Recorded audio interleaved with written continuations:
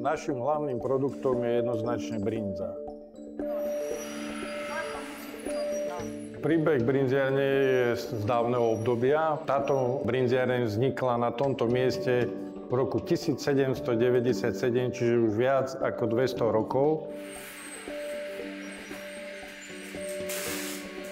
Od toho roku 1797 si prešla určitými podobami, ale je stále funkčná, nikdy nebola prerušená výroba. Ja si myslím, že pred tými 200 rokmi, že toto bola taká ovčiarská oblasť. Nakoniec o tom svedčí aj to, že vlastne vo Zvolenskej Slatiny bol šľachtiteľský chov valašských oviec.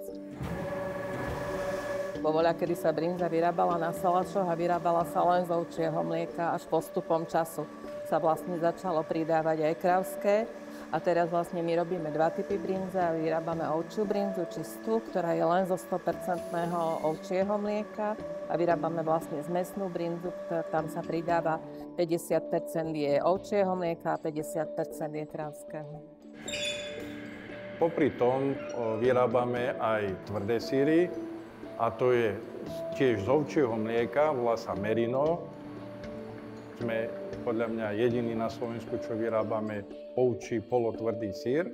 A takisto vyrábame kravský tvrdý syr, gorovec a ešte jeden typ, a to je chabovec. Celý proces výroby sa odohráva tu. To znamená, nakúpime mlieko, spracujeme ho, vyrobíme ovčie hrudky, necháme ich vyzrieť, vyfermentovať a potom vlastne vyrábame brinzu.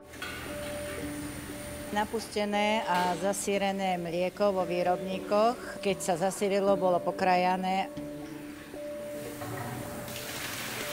Tú síreninu sme vypúšťali do sírárskej vani a stade sme do plienok odoberali kvázi už sír. Potom sme ho ponosili na tento stojan a do druhého dňa tu bude stať a otekať do srvátky a na druhý deň sa potom premiestní do miestnosti, kde bude zrieť 3-4 dní a potom sa bude ďalej spracovávať na brinzu. Tá budúcnosť je o tom, že sa budú musieť postupne všetko zautomatizovať alebo aspoň spoluautomatizovať a mať tu takých ľudí, ktorí budú obsluhovať skôr linky na ten počítač a dohľadať na výrobu a hygienu tej kvality brinze.